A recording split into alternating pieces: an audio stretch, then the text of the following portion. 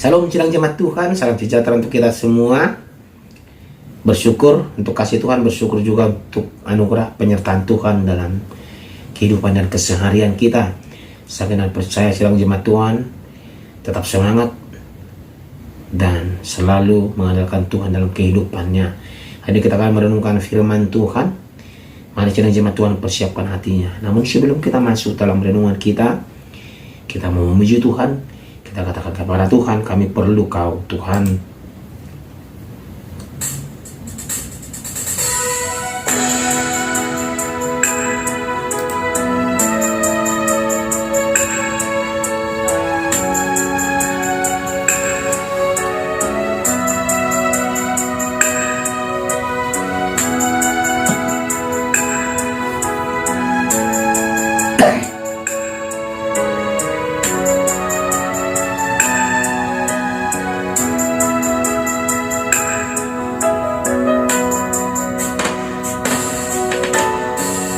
Kemanakah kami mencari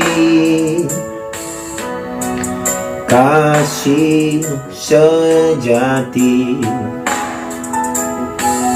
Kemanakah kami berseru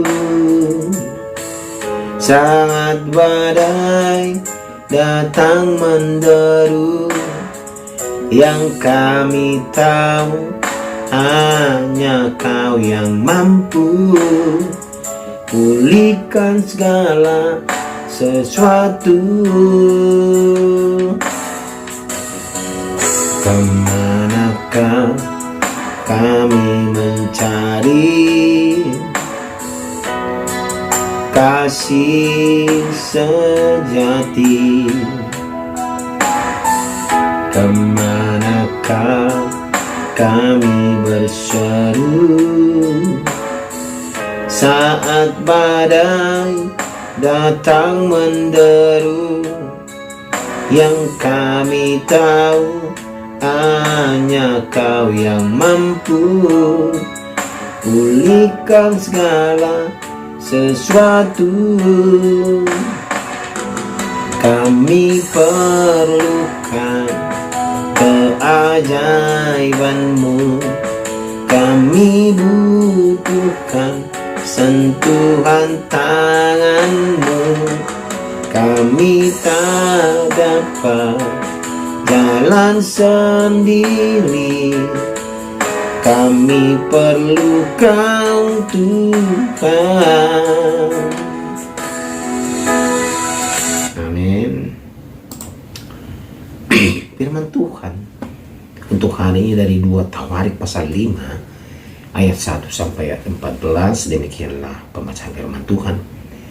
Maka selesailah segala pekerjaan yang dilakukan Salomo untuk rumah Tuhan itu. Kemudian Salomo memasukkan barang-barang kudus Daud ayahnya dan menaruh perak, emas dan barang-barang itu dalam perbandaran rumah Allah. Pada waktu itu Salomo menyuruh para tua-tua Israel dan semua kepala suku, para pemimpin puak orang Israel berkumpul di Yerusalem untuk mengangkut taut perjanjian Tuhan dari kota Daud, yaitu Sion. Maka pada hari raya di bulan ke-7 berkumpullah di hadapan raja semua orang Israel. Setelah semua tua-tua orang Israel datang, maka orang-orang Lewi mengangkat tabut itu. Mereka mengangkut tabut itu dan kemah pertemuan dan segala barang kudus yang ada dalam kemah itu. Semuanya itu diangkut oleh imam-imam dan orang-orang Lewi. Tetapi Raja Salomo dan segenap umat Israel yang sudah berkumpul di hadapannya berdiri di depan tabut itu dan mempersembahkan kambing domba dan lembu sapi yang tidak terhitung dan tidak terbilang banyaknya. Kemudian imam-imam membawa tabut perjanjian Tuhan itu ke tempatnya di ruang belakang rumah itu, tempat maha kudus, tepat di bawah sayap keruk-keruk. Jadi keruk-keruk itu mengembangkan kedua sayapnya di atas tempat tabut itu, sehingga keruk-keruk itu menudungi tabut serta kayu-kayu pengusungnya dari atas. Kayu-kayu pengusung itu demikian panjangnya, sehingga ujungnya kelihatan dari tempat kudus yang di depan ruang belakang itu, tetapi tidak kelihatan dari luar. Dan disitulah tempatnya sampai hari ini. Dalam tabut itu tidak ada apa-apa selain dari kedua loh yang ditaruh Musa ke dalamnya di gunung Horeb. Ketika Tuhan mengikat perjanjian dengan orang Israel pada waktu perjalanan mereka keluar dari Mesir. Lalu para imam keluar dari tempat kudus. Para imam yang ada pada waktu itu semuanya telah menguruskan diri, lepas dari giliran rombongan masing-masing. Demikian pula para penyanyi orang Lewi semuanya hadir, yakni Asaf, Heman, Yedutun, beserta anak-anak dan saudara-saudaranya. Mereka berdiri di sebelah timur Mezbah, berpakaian lenan halus dan dengan ceracap, gambus dan kecapinya, bersama-sama 120 imam peniup nafiri. Lalu para peniup nafiri dan para penyanyi itu berserentak memperdengarkan paduan suaranya untuk menyanyikan puji-pujian dan syukur kepada Tuhan. Mereka menyaringkan suara dengan nafiri, ceracap dan alat-alat musik sambil memuji Tuhan dengan ucapan, sebab ia baik, bahwasanya untuk selama-lamanya kasih setianya. Pada ketika itu rumah itu, yakni rumah Tuhan, dipenuhi awan, sehingga imam-imam itu tidak tahan berdiri untuk menyelenggarakan kebaktian oleh karena awan itu, sebab kemuliaan Tuhan memenuhi rumah Allah. Amin. Demikian pembacaan firman Tuhan. Tema kita pada hari ini adalah penyembahan yang tulus kepada Tuhan. Sidang jemaat Tuhan terkasih, 2 Tawarik 5 ini ayat 1-14 menekankan bahwa kemuliaan Tuhan akan hadir secara luar biasa ketika umatnya bersatu dalam pujian dan penyembahan yang tulus. Penyembahan yang tulus kita harus bawahi Tuhan kepada Tuhan, sehingga menghasilkan hadiratnya yang mendalam, dan kita masuk ke dalam hadirat Tuhan di tengah-tengah mereka, dan tengah-tengah kita seperti yang terjadi saat tabut perjanjian dibawa ke bait suci yang baru dibangun oleh Salomo. Awan menutupi bait itu. Artinya di sana hadirat Tuhan hadir di sana.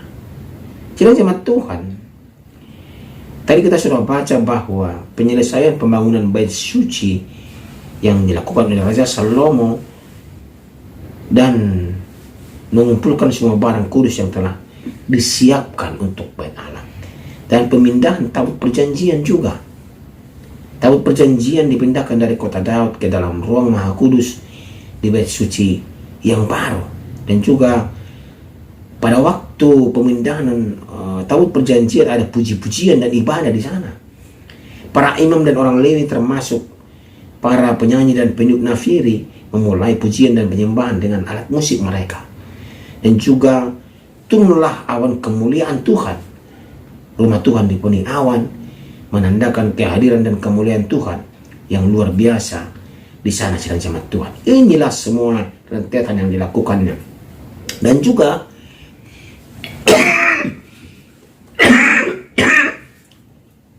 pada waktu itu hadirat yang mengagumkan itu, imam-imam tidak mampu berdiri karena hadirat Tuhan ada di sana, sampai imam tidak mampu berdiri untuk menyelenggarakan kebaktian karena kemuliaan Tuhan begitu dahsyat memenuhi tempat itu, ya. Dan pesan untuk kita sidang jemaat Tuhan yang dapat kita pelajari bahwa kehadirat Tuhan itu nyata, itu tidak bohong, ya.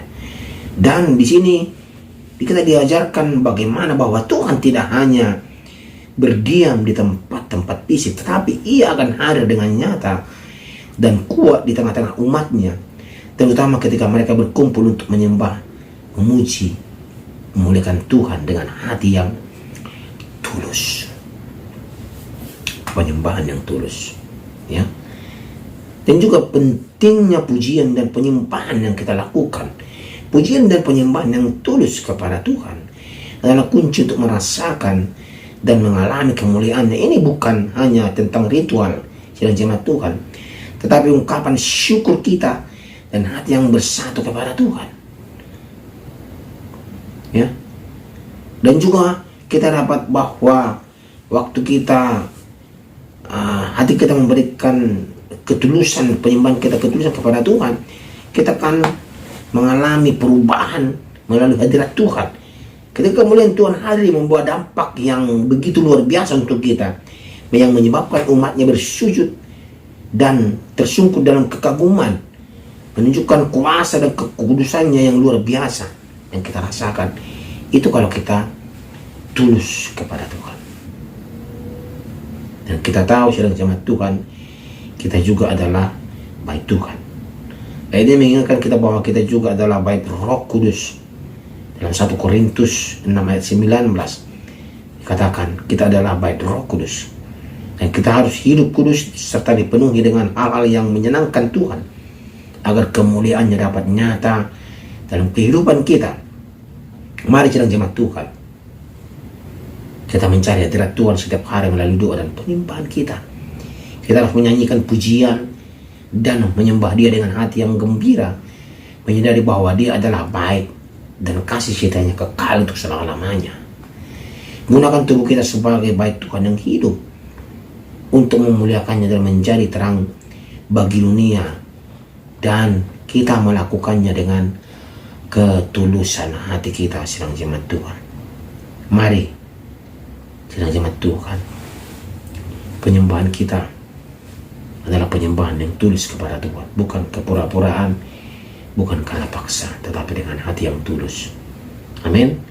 Kita berdoa. Terima kasih ya Tuhan, kami bersyukur kami belajar firman Tuhan hari ini dari kisah bangsa Israel yang menyelesaikan bait suci dan pemindahan daripada tabut perjanjian. Disitulah kemuliaan Tuhan hadir karena hamba-Mu semuanya menyembah dengan hati yang tulus kepada Tuhan.